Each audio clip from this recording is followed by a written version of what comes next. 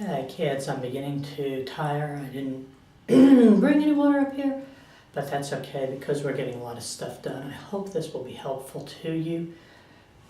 We are now going to pick back up to part 4 with these different types of shapes of the molecules.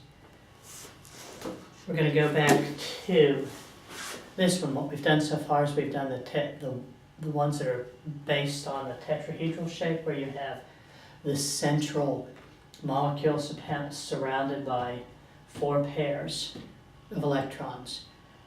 And that was tetrahedral, it was pyramidal, and it was bent shape. What we're going to go to now is this molecule that I have up here. We have carbon, single bond to hydrogen, single bond to hydrogen, double bond to oxygen, 2, 4, 6, 8. And they're the 2 remaining pairs of electrons around the oxygen molecule. But even though this is a double bond, it's not 2 separate bonds, because what a double bond is you have pairs of electrons joining together, and it makes a double bond right here that's a lot stronger, much more difficult to break than these single bonds. So if this molecule was being split apart, it would split at the hydrogens before it would split here at the oxygen. But what happens now is you have a central atom, which is carbon, that is surrounded by 3 groups of electrons. And this is what they're saying at the top of page 294. It's only surrounded by 3 groups of electrons. Even though we have a double bond, it's still just 1 group. So this is, let me read this at the top. The double bond that links the O's and the C's, it represents 4 electrons, but it's still only 1 group of electrons. After all, a double bond is really only 1 bond. It's simply twice as strong as a single bond. So this sort of looks like a triangle here. It actually has a 3-dimensional structure. It can pull up just a little bit. And I'm not going to go ahead and take the time to try and draw this picture. This is the picture right here. You have this in your book. I'm referring to page 294, 3-dimensional structure. If you have a circle and you're cutting that into 3 equal pieces, which these are so not equal. Done. Anybody remember how many degrees there are in a circle? Well, there are 360 degrees in a circle. So if there are 360 degrees in a circle, each one of these degrees here is going to be 120 degrees. So remember our VSEPR, valence shell electron pair repulsion theory, states that our pairs of electrons just cannot get along together, or in this case our groups of pairs of electrons. They are repulsed by each other. They get just as absolutely far away as they possibly can. They want as much space between them and the next pair of electrons as possible. So in a circle, the furthest away that they can get from each other is 120 degrees. So what you have is the 3-dimensional structure that's shown in figure 9.4. You have 120 degrees between it. Now let me just go ahead and draw this for my satisfaction. We have carbon, we have hydrogen, and you have a double bond. That doesn't look like a double bond. You have a double bond that connects to the oxygen, and that's 120 degrees. You also have to put the other 2 pairs of electrons to properly show the complete Lewis structure. Now go ahead and look at your picture.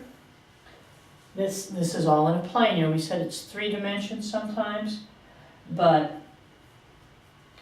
see those little springs that are connecting the red ball to the black ball? Each one of those springs represents a bond. So it's a pair of electron bonds, but it really is just functioning one. It's a pair of electrons, two pairs of electrons, but they function as one simple bond. It makes it stronger. And it's a triangle shape, so it is actually called a word that I had never seen before. What is rectagonal? Rectagonal shape, shaped like a rectangle. Hexagonal, well, trigonal, it's not triagonal, but it's trigonal, is the shape for this. This is a trigonal geometric shape. So we have two words that might be pronounced differently than you'd expect so far. You have pyramidal and you have trigonal. This is a shape if your central atom has only three pairs or three groups of electrons surrounding it. Since it's in a plane, it can also be called trigonal planar. Trigonal planar, meaning that it's in the plane. But as long as you come up with trigonal, Mrs. Harrell's going to be perfectly satisfied with you, and so will I. Now there is only one other way in which the molecules can be related to one another. The central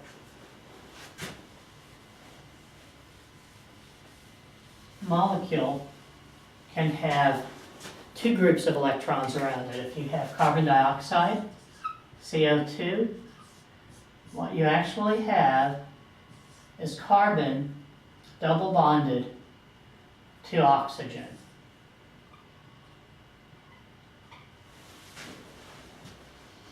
Remember, carbon has 4 electrons around it. It shares 2 electrons with this oxygen, shares 2 electrons with this oxygen. Then all 3 of these little atoms here are happy because they all have, at some point in the rotation of the atoms, in the rotation of the electrons around the nucleus of the atom, they all think they have 8 because you have 2, 4, and their 2 plus the 2 that they're borrowing, that they're sharing with carbon. You have carbon's 4, and the 2 that it shares from the first oxygen, the 2 that it shares from the second oxygen, to give you 8 electrons that are circling around the nucleus of the carbon atom. Then, with this oxygen atom circling around its nucleus, you have its 2 pair of unbound electrons, 2 more electrons, plus the 2 that it's sharing with carbon to give you 8. This looks like a very, very normal one. Sort of looks like a line. Look at this. We have something that is a very meaningful thing. It's a linear shape. And you already know what linear means. It's in a line. So these are what we've talked about in this video and in the last videos that we've had, are the different basic geometric shapes of a molecule. Is this all of the shapes of a molecule there are? No, by no means, but this is just a basic introductory chemistry class, and these are the only ones that you're going to have to worry about. So, this says, at the bottom of page 295, this is how you determine the shape of a molecule. And I want you to notice what's the very first thing it says. Yep, it says determine the Lewis structure of the molecule, which is the end of chapter 7, which is why I said that it's so essential that you be able to correctly draw a Lewis structure. Okay, so we got our Lewis structure. It says if you only have 2 atoms in the molecule, if there are only 2 atoms in the molecule, like an oxygen molecule, O2, 1, 2, 3, 4, 5, 6, an oxygen molecule, or If there are only two groups of electrons around the central atom, then that is going to be a linear molecule. It's a linear bond there. What's the angle? Didn't even talk about the angle. This is a little bit of basic geometry, pre-algebra also. A straight line has an angle of 180 degrees. So a linear shape has a bond angle of 180 degrees.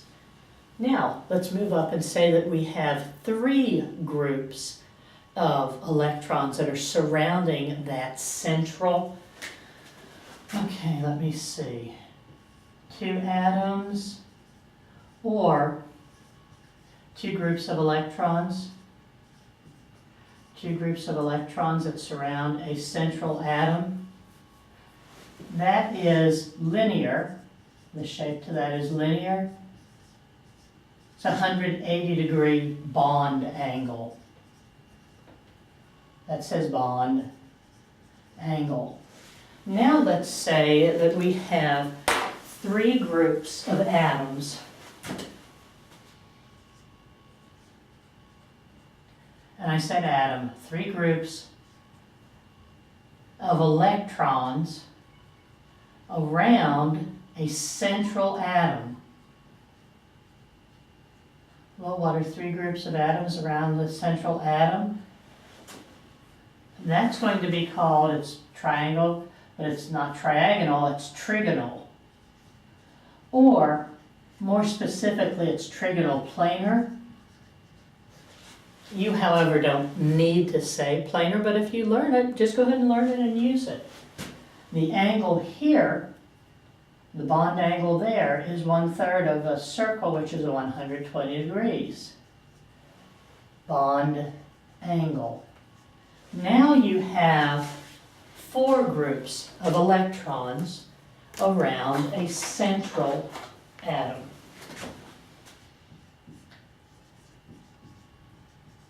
Four groups of electrons that are surrounding a central atom.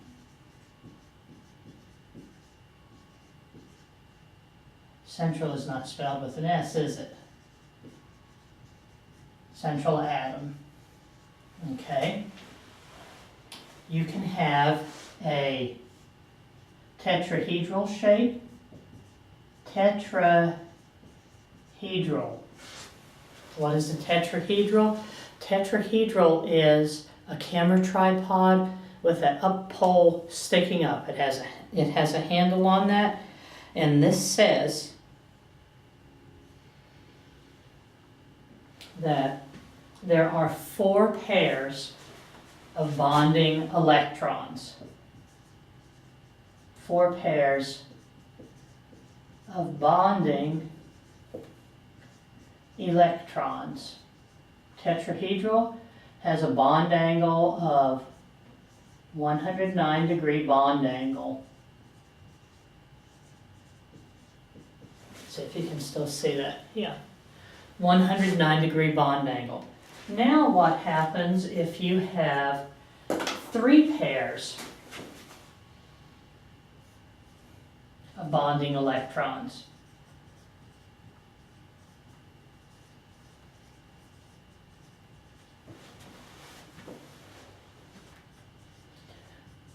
This was like ammonia.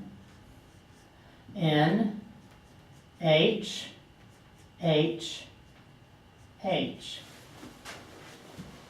This still has that same tetrahedral shape, except that top extension, the extending leg on the camera tripod is not pulled up quite so strongly. So the angle here is a little bit smaller. It's a 107-degree bonding angle, and it is called pyramidal. It's a pyramidal shape. Pyramidal.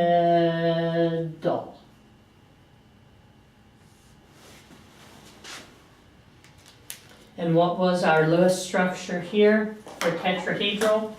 Classic one would be carbon tetrachloride. I'm sorry. Well, it could be tetrachloride. but I'm going to have it carbon tetrahydride, I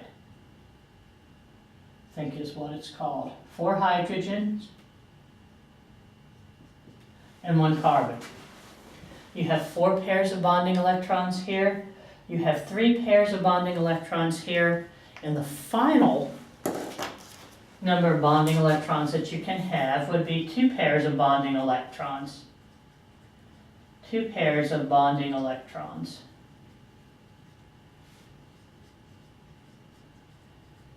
And then that would be like the water. You have the oxygen, and you have 2 hydrogen.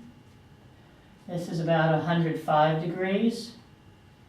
And you have 2 pairs of electrons that are non-binding.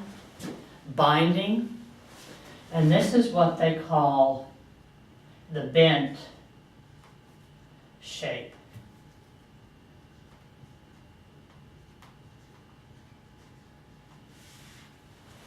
And these are the different types of shapes that you're going to be able to, that you're going to be expected to be able to identify when you're talking about molecules. These are not the only ones there are. They're the only ones that you're going to be expected to do in this class. And since we don't intend to do chemistry 2 together, this will be all you'll need to do in high school. 2 groups of electrons, it's linear. If you have 3 groups of electrons around a central atom, it's trigonal, 120 degrees between those bonds. And remember, we have VSEPR theory of the shape of a molecule, the appearance of a molecule. It's the valence shell electron pair repulsion theory. It's the idea that pairs of electrons want to be as far away from each other as they possibly can be. And that's what pushes it out into 3 dimensions, so that you have forward, backward, up, down, all around. You have depth to the shape of this molecule, as well as the height and the width. So that is the end of the teaching that I have for our assignment for Tuesday. Look at example 9.2, and then we'll come into class and we'll go ahead and get this homework kicked out. That's the end.